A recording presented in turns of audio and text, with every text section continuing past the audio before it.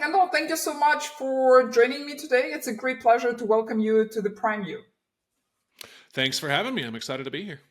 Great. If you could tell us a little bit more about yourself, about your career in tech, so your current position is quite unusual. It catches the eye. I believe you've been asked many times, chief enthusiast at Axiom. Tell us a little bit more about your past career, your current role at Axiom. What would you like to share with us? Yeah, it's actually even chief extravert, which is even a little more unusual specific. But my background is deeply technical, but I haven't written meaningful code in a very long time. And so the role that I tend to play with companies is helping highly technical founders succeed at taking that technical product to market. That's where I like to play. I have the technical understanding to go deep with the founders, and then also the business side is what most excites me. So at Axiom, the role that I play is anything external that our CEO is very good in the external facing things, but is also busy with life, right? And raising money and selling to customers and all of the things. So anything that he can't get to, I go do that's public facing. Now, most of that is partnerships, strategic business development, that kind of thing. But I also do appear on things like this sometimes when needed. So does that answer that question? It does, yeah. I'm the pretty bubbly face.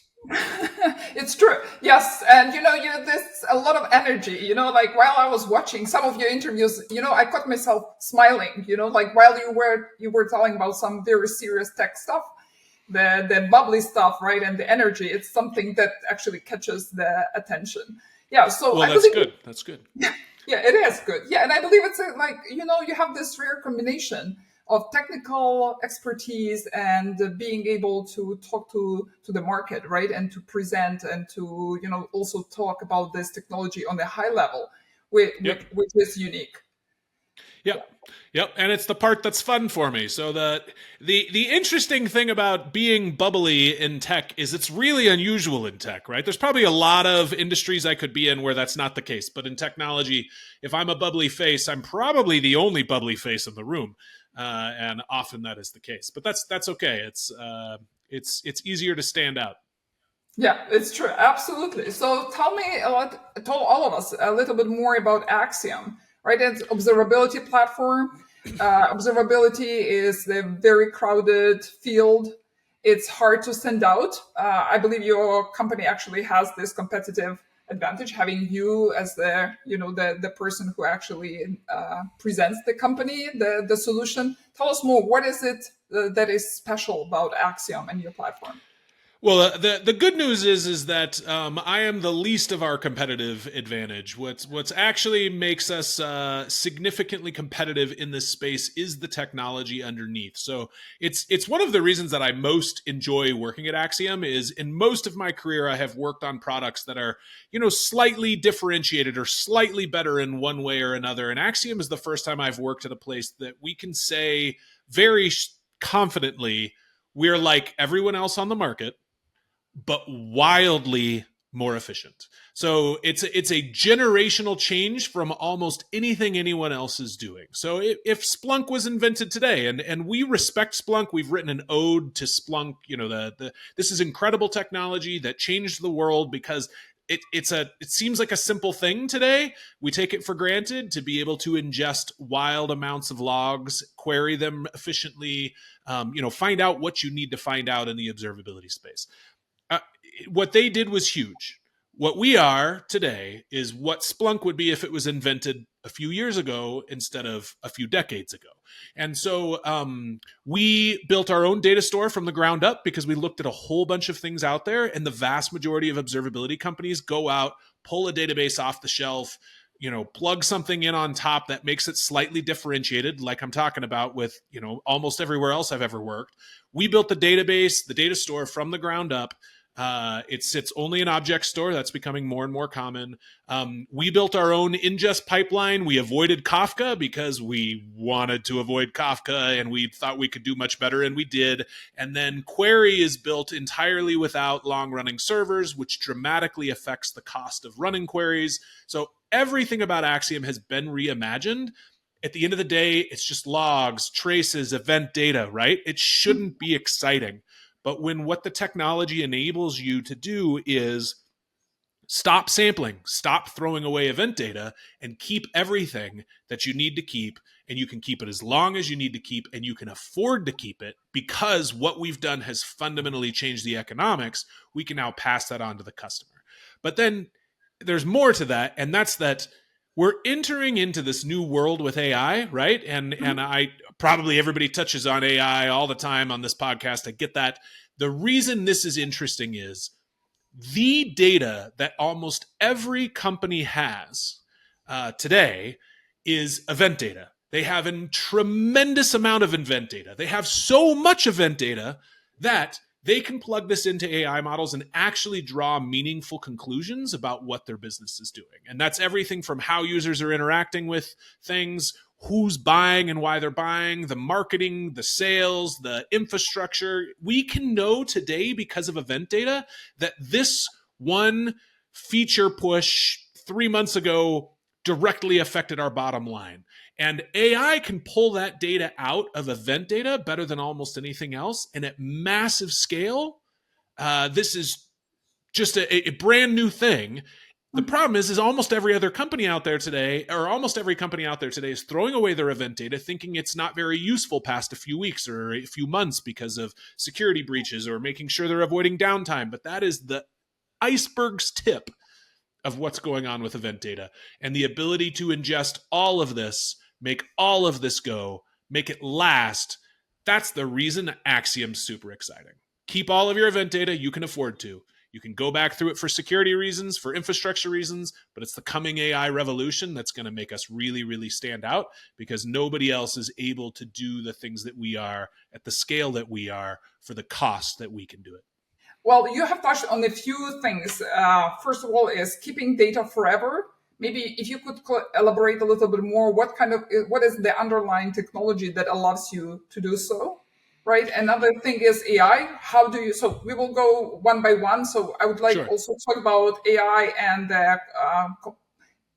since you're dealing with a huge data storages, right? It's very important to comply with security policies, right? So, and to be able at the same time to be able to access the data and analyze it efficiently. So let's start with keeping data forever. How do you achieve that?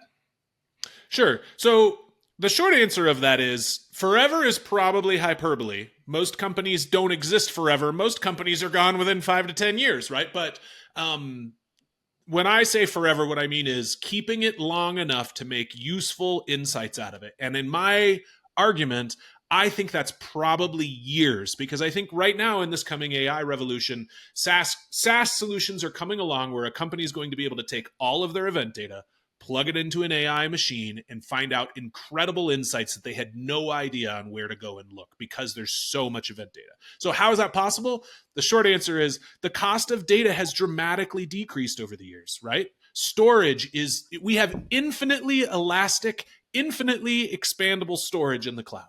I can click a button and in Amazon, in an S3 bucket, or any of the other clouds and something compatible, I can start dumping data and I never have to stop. I don't have to pause and say that's enough for this disk, that's enough for that disk. It just goes forever.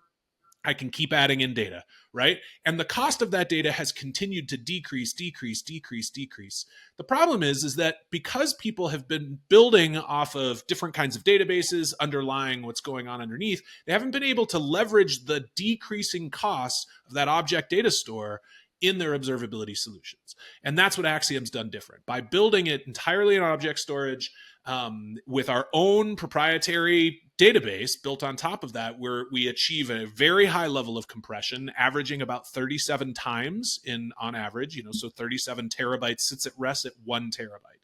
So that's an incredible advantage. It's queryable that way. And we're just leveraging what the cloud has enabled. This is modern technology. It's cloud native. It's everything that Amazon innovates on, we've built on top of. And so that's why you can keep data forever. The cost of data continues to decrease. If it sits in your S3 bucket, Axiom doesn't even have to carry the data, the cost of that. We don't have to mark up the data. We don't have to give it to you at cost. You take it, you handle it, you keep it as long as you want, and you can keep your own S3 bucket with Axiom solution, all the data living within your infrastructure. So then your only cost is the cost of that S3 bucket. And you can put petabytes in an S3 bucket for an astonishingly low rate compared to anything historically. Yeah, that's very interesting. And probably this keeping the data for years is extremely important for certain industries. Let's say healthcare, right? So they will be data sensitive, right? To keeping the data to be able to have the retrospective of the data that's been collected and to be able to analyze it. For compliance reasons, banks in New York need to hang on to data for, I think it's a minimum of 3 years. I'm not an expert on that topic, but these kinds of things are changing all the time. It's one thing to be able to look back and say, our infrastructure was down for 5 minutes yesterday. Why was that? Right? But what we need to be able to do is look back and say, we just found out we've had a bad actor in our infrastructure for 4 years. When did they get in? How did they get in? And if you haven't kept that data, you're completely in the dark, and it's way harder to track that down. But then the additional piece is, if you're hanging on to that data for a long time, and this gets us into the AI bit, you're going to be able to train your AI models 2 years from now on data that you have today. And as long as you don't throw it away, that's going to offer you incredibly valuable insights. If you're e-commerce, you can find out, wait a second, this hat we sold 2 years ago is our top performing thing, and we stopped selling it 2 years ago because we didn't know. Like, let's go back and put that up. Percentage wise, we sold more of that than anything else, or conversion wise, or whatever it is, right? Event data is the most valuable data that exists today for the average company, because it's the one thing they're producing enough of that they can pump it into an AI model, draw meaningful conclusions that directly affects the bottom line. So that's the AI piece that we're getting into, which, restate your question before I keep going. Yeah. So actually, you rightfully mentioned, right, in every interview, in every interaction that I have with the tech leaders, experts, that we talk about AI, right? So every company is looking for the way to use AI features. So from what you're saying, I understand that Axiom is on the forefront. Right, you are leveraging the technology to provide better insights into the data to your customers. If you could tell us a little bit more about maybe a case, how specifically you were able to help your customer by leveraging the AI component of your platform? Yeah, well, so let me start with AI. Right now, Axiom is heavily focused on the event data problem. We're not an AI company. We don't claim to be right now, right? That probably is coming at some point in the future. But what we are doing is enabling companies to keep that, as I mentioned, most important data that they're producing. So the biggest problem in AI for the average company today, right? AI becomes this big new hype. CTO goes around and says, we got to use AI. How do we use AI? And the vast majority of companies are just plugging in an LLM to their chatbot because they don't have enough data on anything within their company to make meaningful use of AI. Even, gigantic e-commerce sites are often struggling to have enough data to feed into an AI system and actually draw meaningful conclusions, because you need so much data to start drawing out the specifics and the details that are actually going to change the way that you operate, rather than give you a few inferences. Maybe if we change this or that, it might affect something, right? So most companies don't have enough data to do that, except in the specific example of their event data. And the reason that we have so much of that is we're collecting, particularly in a cloud native world, right? What Kubernetes puts off in the cloud, what all these different instances are running in the cloud is so much volume of data that we can train off of it, and we can learn, these pull requests change things. Those 10 lines of code that engineer removed 4 years ago fundamentally affected our bottom line, because we know as soon as this was merged, everything improved. Like, why? We haven't figured that out yet. That's coming later. We got to dig into that. But we know that these are the things that are really driving change, right? We collect today through all kinds of different tools how many times a marketer touched a client before that client got on the phone and had a sales conversation. How many times we had sales conversations? Who talked to that client? Who closed the deal? Who was the customer service rep on that deal? What kind of users signed in and started using the product after that? How often do they use the product after that? Was our infrastructure going up or down during that time? Did we lose this customer because we had downtime 4 years ago on a Thursday and we lost a whole bunch of customers, right? I mean, we literally collect all of this data, and the average company has all of it, but in disparate places. They're not putting it in one central data store, which is what our argument is that you can do with Axiom. And you can funnel it off from our central data store to other places. There's lots of ways to work with your data once it's there. But by putting it into a central data store, you can correlate infrastructure, you can correlate customer journey, you can correlate every single bit of event data that you're using today. By having it in a central place, you can draw meaningful conclusions by writing a simple query, or come the future where it gets easier and easier, dumping that into AI models. So what Axiom's doing is allowing you to store that data today, to store it affordably enough that you can access it tomorrow and you don't have to throw it away and you don't have to sample it. And so as you get to the place where you're implementing real AI solutions, you're going to be able to pull that data out of Axiom. It can be in your own S3 storage. It can be with us. There's a lot of different ways to do this, but you're going to be able to pull out all of that data, draw meaningful conclusions, fundamentally affect your bottom line. When the average CTO sits down today and says, we have to have an AI solution, right? Plugging in an LLM is not the answer to that. Saving all of your event data in a way that you can afford to keep it, so that as your engineers learn how to implement it, they can draw meaningful business conclusions. That's your AI strategy. So, Kendall, can we say that currently, let's say retail companies, it's not that they don't have enough data, it's rather that they don't have the ability to analyze it effectively and to draw conclusions? Is that the case? Because probably there is number one. Well, I mean, there's a lot of tools out there that specifically analyze, say, buyer journey data, right? Mm-hmm. What's unusual is, or what's common today, is that most of those companies don't hang on to that data for very long because they just simply can't afford to. If you're collecting enough volume of data to draw meaningful conclusions on what your customers are doing, you probably can't afford to keep that data in any of the modern data stores. Right? In any of the modern logging solutions, in any of the last generation, and I hate to say that, but as Axiom is the next generation, that's really what that means. If you're in a generation old event data system, you can't afford to keep all of this data for a meaningful amount of time. And meaningful amount of time is probably longer than months. It's probably more than a year. And very, very few places can afford to keep their data long enough when they're collecting that much volume of data. That's what Axiom does different. Yeah. Got this. Absolutely. So the next thing is about the policy, right? The security compliance. Since you're dealing with very often with sensitive data, can you tell us how do you actually comply with all the policies that are out there for certain industries, and at the same time being able to manage and store data effectively? Yeah. So there are three models that you can use when working with Axiom. And this is another thing that sets us really apart in the industry. There's the traditional SaaS model. And I say traditional as though this has been around for decades and decades. It's a relatively new thing, but everybody's familiar with the SaaS model. Give us your data. We store your data. We run the compute. You interact with us in, just you point your data at us. We ingest it. We query it. We give you the results. That's the SaaS model. You can still do that today. The vast majority of our customers interact with us that way. The next step up is bring your own bucket. So bring your own S3 bucket.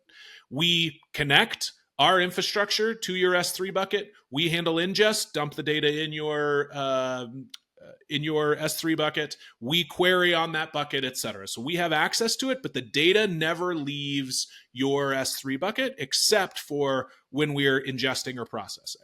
right? So then there's that one more layer that some companies need. And for that, we have a hybrid model. So the traditional model of having to self-host, and some of the older generation observability solutions have been built this way for a long time, because companies can't have the data ever leave their own infrastructure under any circumstances. The complexity with that is you have to download the software, you have to install the software, you have to maintain the software. If the software goes down, it's your problem.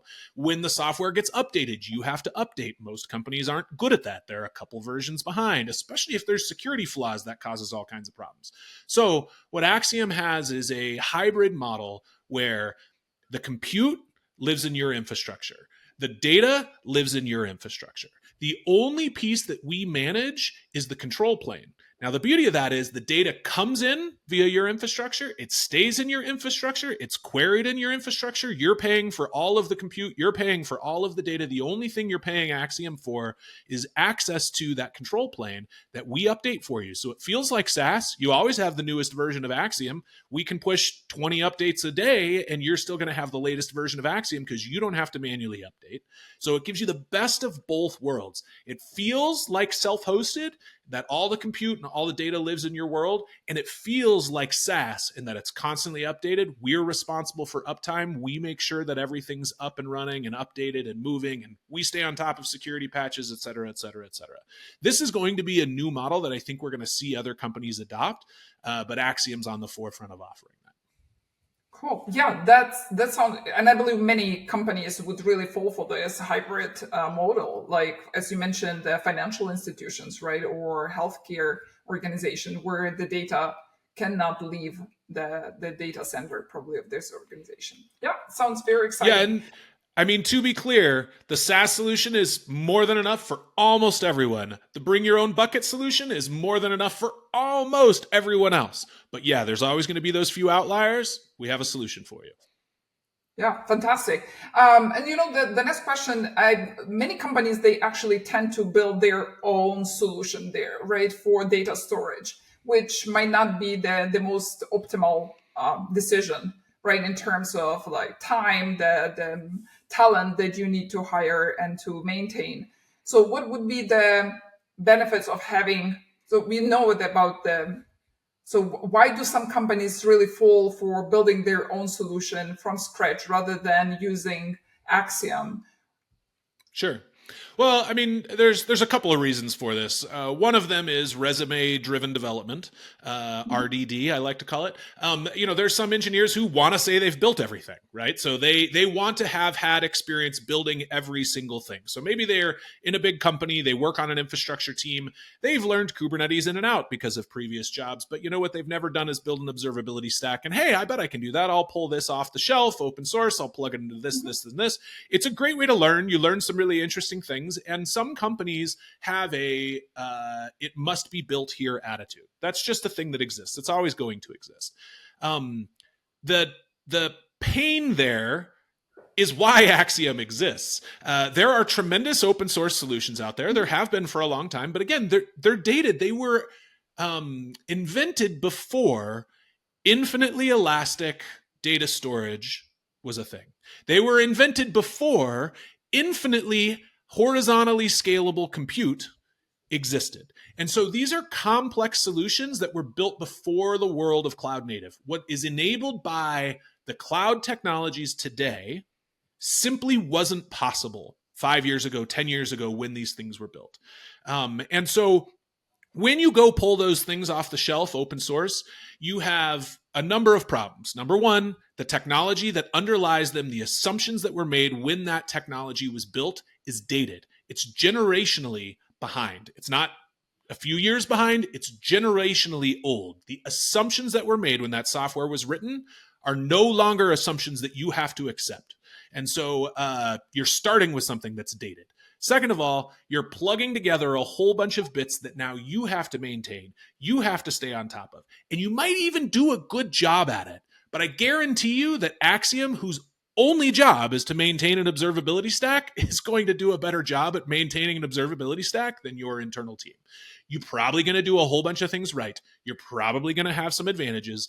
And a lot of companies pick that for cost reasons, right? They simply can't afford a SaaS solution or a hybrid model like Axiom offers, because the other providers out there are charging an arm, a leg, a firstborn child.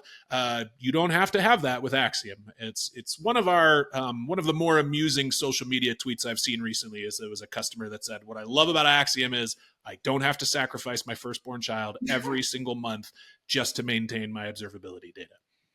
Fantastic. Yeah, I actually, I checked your website with all the testimonials from your customers, and it was fantastic to go through these, feedbacks, right, that your customers provide about how actually Axiom simplifies their life day to day, right, in the companies. Great. You mentioned about Kubernetes, and with the KubeCon around the corner, I know that Axiom is going to be at the event. Can you tell us how specifically Kubernetes users can benefit from leveraging your platform? What specifically are you going to? Maybe you are going to present new, solution, new features, or maybe integrations at the conference. Yeah, I think that the biggest, most important bit about KubeCon, Kubernetes, the cloud native world, is that the shift to cloud native technologies and things like Kubernetes has resulted in the proliferation of event data. We have more event data today than we've ever had before because of what microservices have done, and that is, rather than all of the functions in a application being called from within that same application, we have lots of bits of it spread out across different parts of the infrastructure, and they're interacting via API. So something as simple as installing traces now basically watches every function call, and saying it's every function, making every function equivalent to every API is hand wavy. That's not the case. But my point being that as data moves around, we can trace it, we can log it automatically with things like traces. And so there's just tremendously more data being produced today than was ever produced before. When you had a server rack in your closet 15 years ago, and you had 5 instances of Linux running a single monolithic application, you just weren't producing that much data. Now, granted, this is a hand-wavy, very small scale organization again, but today, in the cloud, you're collecting data on every instance running your application, every container running your application, every single API call. We're collecting that data. You're analyzing that data. You can save that data and make meaningful applications in the future as you look back over this. So the primary thing about cloud native technology and Axiom is, in this cloud native world, the proliferation of data is just wildly accelerated. And you can't afford to keep all of that data in older generation solutions. So most companies aren't. Most companies are sampling and sampling and sampling, right? Like cutting out 99 out of 100 logs because they simply can't afford to keep them all, and then really hoping the data they need is in that 1 out of 100 that they hung on to. And, 1 out of 100 is a little bit of an extreme scenario, although I talk to companies all the time that are doing that. Even if you're cutting out 10%, it's really easy to miss the one important piece that you needed to draw together whatever conclusion it is you're trying to draw. So in the cloud native world, there's more data than ever. You need a solution that can handle all of that data. That's the first piece about Axiom. The other piece is, before cloud native, Axiom simply could not exist. Our architecture, the reason we're out ahead of all of our competitors, is we were built after these things came along. We adopted these things after these new solutions came along. And that's, again, I'll say again, the infinitely scalable data store, infinitely horizontally scalable compute. That's the reason Axiom is different, is we were built with those assumptions. And so we go to CNCF, KubeCon, the Cloud Native Computing Foundation conference, right? Because we're cloud native. We are inside and out. There's Kubernetes in our architecture. There's lots of other things in our architecture that, again, I have to be hand wavy about. I try not to give away all the secret sauce all the time. But we couldn't exist without these modern cloud technologies. So we're excited to be there and talk with engineers about it. We're excited to see what's going on in the cloud native landscape, because to maintain our cutting edge, we need to know what else is going on out there. And then also, every single company that's attending this conference has an amount of data that they simply can't afford to keep with whatever solution they're probably using today. Yeah, definitely. So it's a great place to be, to showcase your solution, to listen to the broader kind of audience, right? Also learn what your competitors are doing and reach out to your customers. So that's a great place to attend and to present your solution. Great, Kendall. Yeah, well, let me add one more piece on that. You asked specifically about, are we launching anything specific? Right now, there's no big announcements coming out right before KubeCon. We're always iterating. There are some big things coming. Probably they're not going to be announced in correlation with KubeCon, because sometimes you just get lost in the noise, so it's less exciting to make the announcement around these big conferences. But there's always new things coming. We have a lot of things we're excited about that are coming this week, next month. And, come to KubeCon. We're happy to talk with you about what's new, but don't expect massive press releases around it, because they just get lost in the noise, and I don't want to get lost in the noise. I'm too excited about what we're doing. Yeah, absolutely. Yeah, totally agree with you. Kendall, thank you so much for your time, for the insights, and for this infinite energy sharing with the audience. It's been a tremendous pleasure to have you with us, and I really hope we can have you back sometime soon. Happy whenever, Donna. I appreciate the time. Thank you.